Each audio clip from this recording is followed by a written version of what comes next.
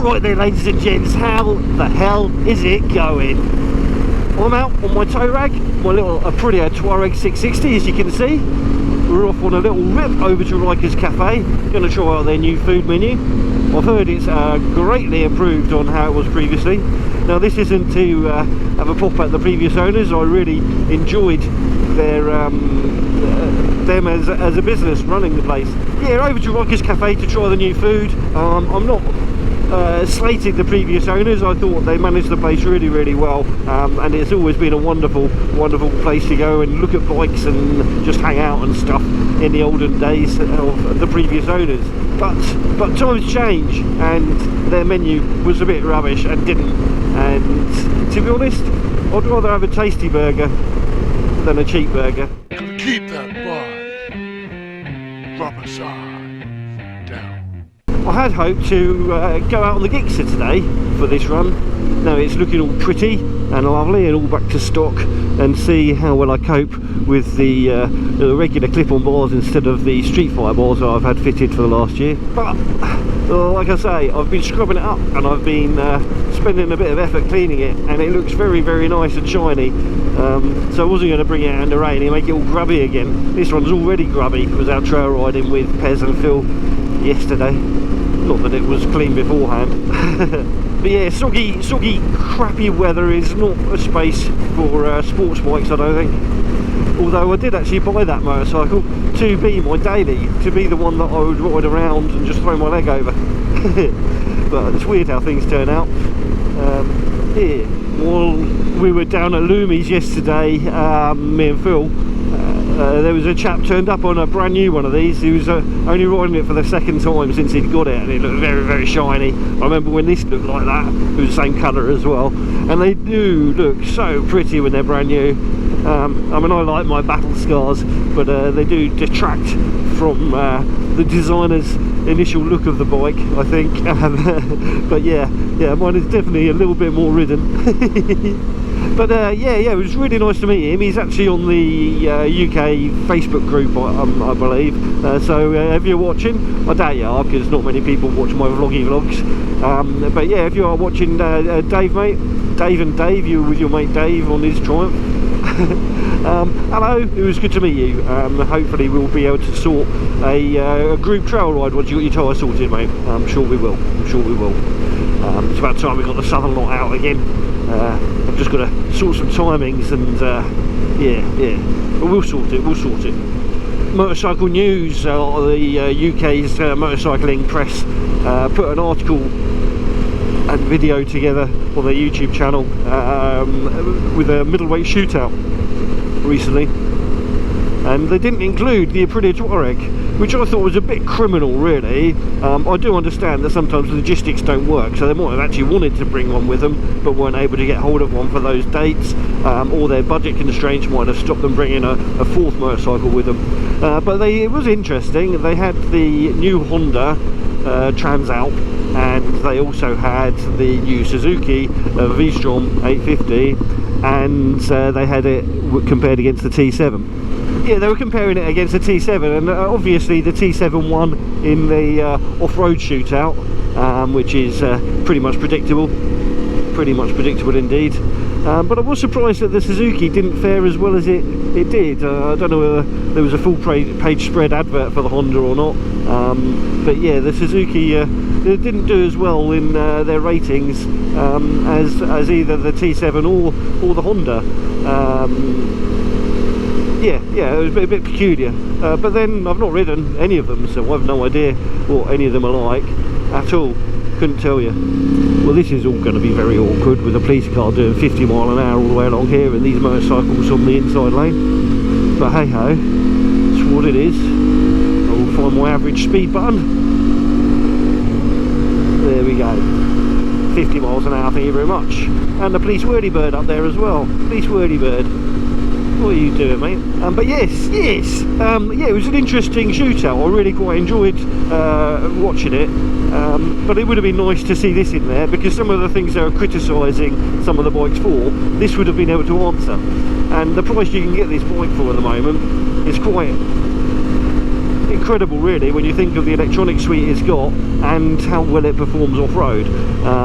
And because of the electronic suite it's got, it performs very well on-road too, although not with knobbly tyres, hence why I wobble around roundabouts in the wet.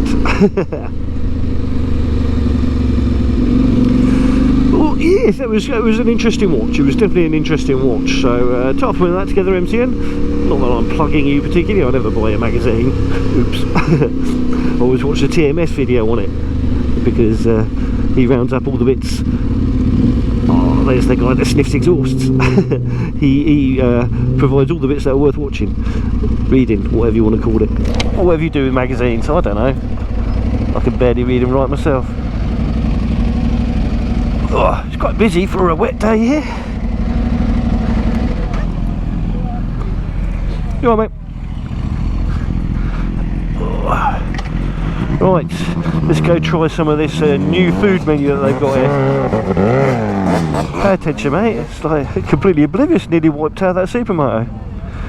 Oh, a lime green speed triple or street triple. Oh, and one of them horrible things. I'm really not a fan of the CCMs. I like the concept, but not the implementation.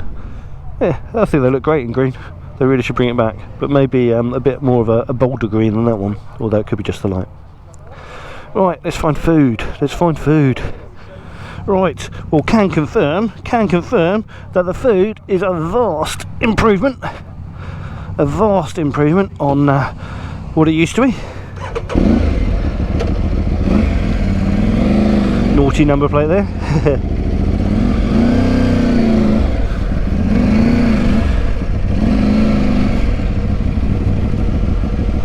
But yeah, Rykas, you've done well, I have to say though, my bun was a little bit soggy. I'm not sure why, maybe it's been sitting on the side a little bit too long, but I did pick it up as quick as I could.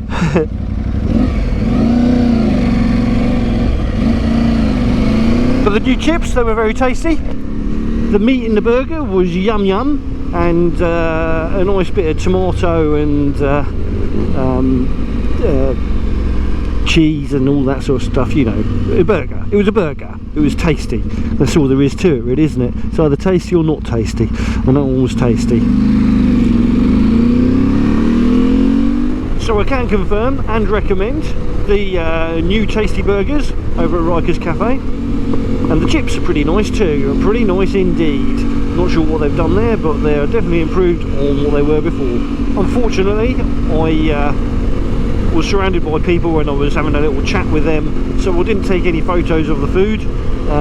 Yeah, I was just enjoying the moment, so to speak, meeting new people and all that sort of stuff. And an old chap, not an old chap because he was old, but an old person that I've known from a little while back when I first got this bike. Yeah, I met him when I was up at Rykas doing similar to today, and his bike had broken down. He had a fire blade had broken down and a job interview to get to. Random bloke, gave him a lift to his job interview. I think he got offered the job. Awesome result. And had a good old natter with him today as well about his new bike and his upcoming trip to Scotland, which sounds very exciting. But yeah, I do love a trip to Rykas. I do love a trip to Rykas, to any of the bike cafes really. I mean, it's cool going with your mates, because then you can always have a little natter with each other and point at the different bikes and stuff like that without sort of feeling awkward, socially awkward and stuff like that, because you're in a group of people, you know. But actually it is also quite nice just to talk to randoms, there's so many varieties of people, varieties of backgrounds and stuff like that in the biking community, and 9 out of 10 of them are blooming awesome. Probably 11 out of 10 really. I don't think I've met too many arseholes. Might have met a couple. But none today, none today.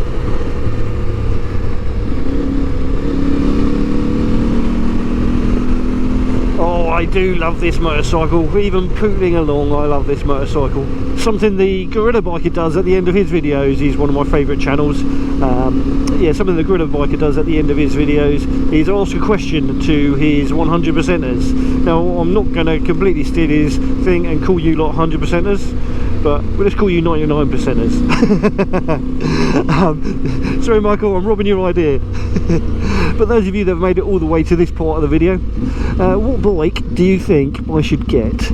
I want 3 options. 1, if money was no object. 2, if you were looking at a naked motorcycle and money was an object, i.e. you were looking at around, well, sub £8,000, maybe sub £9,000. And the third bike would be a small CC bike that I could do as a stealth sleeper type thing. So I've mentioned the SV650. So yeah, something that would be fun to have as a project that doesn't look like it's fast, but make it actually go quite quick for what it is and handle properly and things.